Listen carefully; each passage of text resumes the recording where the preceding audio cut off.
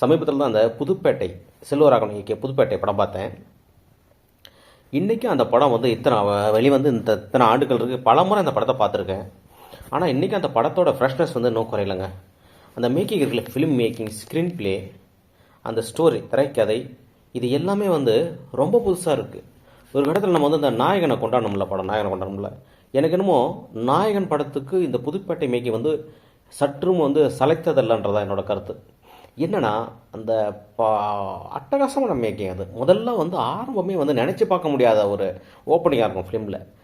தனுஷ் வந்து அந்த ஜெயிலில் வந்து ஒரு ஜெயில் கைதி, ஒரு மனநோயாளி எப்படி இருப்பானோ, ஒரு மனநோயாளியான ஜெயில் கைதி எப்படி இருப்பானோ அதே மாதிரி இருப்பாப்புல கிட்டத்தட்ட. அந்த பேச்சு இருக்குல்ல, திடீர்னு மேலே பார்த்து பேசுறது, அப்புறம் சிரிக்கிறது, அதுக்கப்புறம் வந்து அந்த உறவுகளை வந்து கூப்பிடுறது, அந்த சீன் இருக்குல்ல, ஓப்பனிங்காக வந்து பிரித்து எடுத்துருப்பார். அட்டகாசமான மேக்கிங்க. அதுக்கப்புறம் படம் அது வந்து ஒரு நிறைய காட்சிகள், ஒரு ரெகுலர் சினிமாவான காட்சிகள் அதில் இருக்குது. ஒரு குறிப்பாக வந்து படித்த நாயே உள்ள வரான்ற ஒரு பாட்டு, இதெல்லாம் வந்து ஒரு ரெகுலர் சினிமாவோடக்கான பாடல் தான் அது. அதன் பிறகு வந்து அதுக்கப்புறம் வந்து அவர் வந்து அந்த சோனியா அகர்வாலை வந்து கல்யாணம் பண்ணிக்கிறது, இதெல்லாம் வந்து கொஞ்சம் யதார்த்தத்தை மீறின காட்சிகளும் அந்த படத்தில் இருக்குது, நிறையவே இருக்குது. ஆனால் குறிப்பாக ஒரு 4-5 காட்சிகள் வந்து ரொம்ப அற்புதமாக இருக்கும்.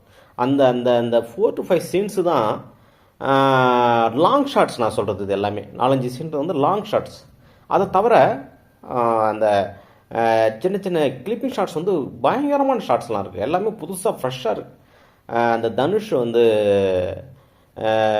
அவருக்கு எடுக்கப்பட்ட அந்த சின்ன சின்ன ஷார்ட்ஸ் இருக்குல்ல, அந்த மிட் ஷார்ட்ஸ் எல்லாமே வந்து பயங்கரமான காட்சிகள் தான். படத்தை வந்து ரொம்ப கிட்டத்தட்ட ஆரம்பத்துலேருந்து கடைசி வரைக்கும் பார்த்தீங்கன்னா அவங்கள வந்து அந்த படம் வந்து இழுத்து வச்சுக்கும். அந்த அளவு அட்டகாசமாக அமைக்கப்பட்ட திரைக்கதை அது. அதில் குறிப்பாக வந்து சில சீன்ஸ் நம்ம சொல்லலாம். என்னென்னா, அந்த தனுஷ் வந்து முதல்ல வந்து அந்த ஒருத்தவனோட கையை வந்து வெட்டணும். அதுதான் அவர் ஃபஸ்ட்டு கொடுக்குற ஒரு டாஸ்க்கு கொடுப்பாங்க இல்லையா. ஸோ அந்த சீனு வந்து கிட்டத்தட்ட ஒரு 10 நிமிஷம் போகும்னு நினைக்கிறேன். ஒரே ஷாட்டு, லாங்கான ஷாட் அது. அதாவது ஒரே காட்சி, ரொம்ப லாங்கான, ரொம்ப நேரம் வரக்கூடிய ஒரு காட்சி. அதை வந்து காம்ப்ரமைஸாக பண்ணாமல் எடுத்திருப்பார். அவருக்கு வந்து அந்த ட்ரைனிங் கொடுப்பார், ஒரு ரவுடி வந்து ட்ரைனிங் கொடுப்பார். அந்த கொடுக்கும்போது அந்த எப்படி பார்க்கணும், ஒரு கவனிக்கணும்.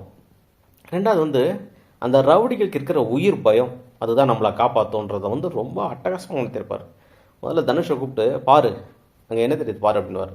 பார்த்தோன்னே பார்த்துட்டு, என்ன பார்த்த அப்படின்னு, ஒன்றும் இல்லை அப்படின்னு வருவார். உடனே அவர் திரும்ப பார்த்துட்டு திட்டிட்டு, பார் ஒரு அம்மா பால்கனியில் நிற்கிது, 2 பசங்க விளையாடுறாங்க, 2 நாய்ங்க இருக்குது, ஒருத்தவங்க பால் பாக்கெட்டு வாங்கிட்டு வரான்ட்டு கிட்டத்தட்ட அந்த உன்னிப்பாக பார்க்கறதுனா என்ன, பார்க்கறதுனா என்ன அப்படின்றத வந்து அது எக்ஸ்பிளைன் பண்ணுவார். இது வந்து பாலகுமாரோட வசனம். அது பாலகுமாரோட நாவல்களில் இந்த மாதிரி விஷயங்கள் நம்ம படிக்கலாம். அதை வந்து வசனமாக கொண்டு வந்திருப்பார்.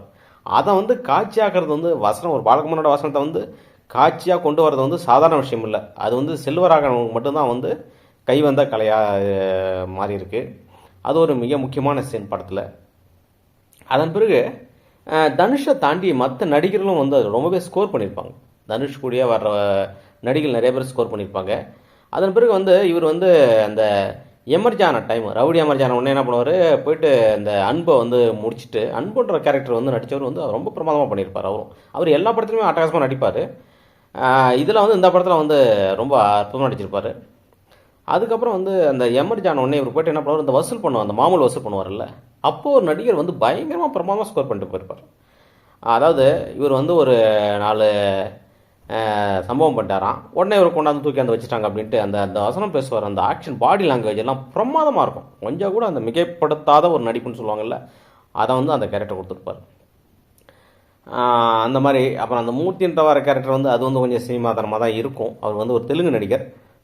அதன் பிறகு வந்து பார்த்திங்கன்னா அழகம்பெருமாள் வந்து ஒரு தேர்ந்த ஒரு தலைவர் எப்படி இருப்பார், அரசியல் தலைவர் எப்படி இருப்பார், ஆனால் ரொம்ப ஒரு நிகழ்ச்சியான தந்தையாகவும், அதே நேரத்தில் வந்து அந்த ராஜதந்திரம் நிறைந்த ஒரு அரசியல்வாதியாகவும் ரொம்ப அந்த முழுமைப்படுத்தியிருப்பார். அந்த படத்தை வந்து நிறைவு செஞ்சிருப்பார்.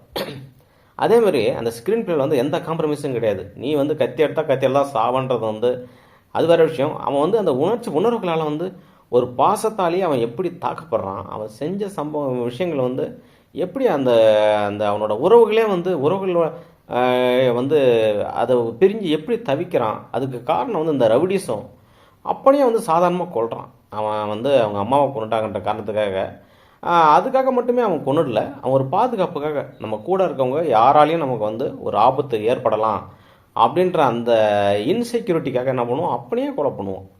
ஆனால் பின்னால் வந்து அவனுக்கு ஒரு குழந்தை பிறக்கும்போது அந்த பாச வலையில் சிக்கி அந்த தவிக்கிற தவிப்பு, இது வந்து ஒரு அற்புதமான படம். அதாவது நான் 4 இயக்குனர்கள் வந்து இந்த படத்தை பார்க்காம வந்து இருக்க மாட்டாங்கன்னு நினைக்கிறேன். ஏன்னா ஸ்க்ரீன் பிளே வந்து பார்க்கறதுக்கு நீங்கள் என்ன எவ்வளோ இதாக சொல்லணும்னு பார்க்கலாம். பட் அந்த ஸ்க்ரீன் பிளே வந்து ரொம்ப கஷ்டம். அந்த படத்துக்கு வந்து தனுஷை வச்சு அவர் உடம்பு உடல் வாக்குக்கு வந்து தனுஷை ரவுடியாக வச்சு அந்த அந்த ரவுடிசம் வந்து எடுபடணும். சாதாரணமாக நிறைய படங்களில் வந்து தனுஷ் ஃபைட் பண்ணுவார், நல்லா பண்ணுவார், டான்ஸ் பண்ணுவார். பட் ஆனால் ஃபைட் பண்ணுறது வந்து அந்தளவுக்கு எடுபடாது. காரணம் என்னென்னா அந்த வெறி வேணும். அப்பா அந்த ஒரு வாட்டி தனுஷ் என்ன பண்ணுவாங்க, அந்த மூர்த்தியோட ஆட்கள் வந்து சுற்றிட்டு அடிப்பாங்க. அந்த கட்டெல்லாம் வந்து நீங்கள் சினிமாவே அதை பார்க்க முடியாது. ஒரு நிஜமாக எப்படி நடக்குதோ ஒரு அந்த அந்த அடி வாங்க அப்படியே ரத்தம் ஒழுகும். அந்த வெறி அந்த முகத்தை உடம்பு தள்ளாடும். அந்த வெறி எப்படி எப்படி வெப்பம் மேறன ஒரு ஆள் ரத்தத்தில் சூடான ஆள் எப்படி இருப்பானோ அதேமாரி இருக்கும். அந்த சீன்ஸ்லாம் எப்படி எடுத்தாங்கன்னே தெரியல. ரொம்ப அட்டகாசமாக எடுத்துருப்பாங்க அந்த சீன்ஸு. ஸோ இந்த மாதிரி அந்த படம் இன்றைக்கி பார்த்தாலும் ரொம்ப ஃப்ரெஷ்ஷாக இருக்குது. சும்மா வந்து நாயகன் தளபதி அது இதுன்னு நம்ம கொண்டாடுறோம்ல. எனக்கு என்னமோ தெரிஞ்சு இந்தளவு மேக்கிங் வந்து அதில் இருக்க மாதிரி தெரியல. ரொம்ப கதை வந்து ஒரு பழைய கதை தான். ஒரு ரவுடிஸும் சார்ந்த ஒரு ரவுடி கேங்ஸோட ஸ்டோரி தான் அது. ஆனால் அதில் வந்து சீன்ஸை வந்து செல்வராகவன் வந்து பிரமாதப்படுத்தியிருப்பார். ஸ்க்ரீன் பிளேவையும் அந்த மேக்கிங் வந்து கண்டிப்பாக இது பண்ணியிருப்பார். ஸோ ஃபியூச்சர் ஃபில்ம் மேக்கர்ஸ் வந்து இந்த படத்தை வந்து ரொம்ப உன்னிப்பாக கவனிக்கணும். அதேமாரி வசனங்கள் இருக்குல்ல, வசனங்கள் வந்து ரொம்ப அற்புதமாக எழுதியிருப்பாங்க. தேவையான வசனங்கள் ரொம்ப அதிகமாகவும் இருக்காது. அதே நேரத்தில் வந்து ரொம்ப அழுத்தமான வசனங்களை வந்து பாலகுமாரன் எழுதியிருப்பார். அதை வந்து எப்படி வந்து சினிமாவை பண்ணணும், காட்சிகளாக மாற்றன்றது வந்து செல்வராகவனோட மிகப்பெரிய திறமை அது. ஸோ இந்த மாதிரி ஒவ்வொரு சீனும் வந்து ரொம்ப அற்புதமான படம் அது.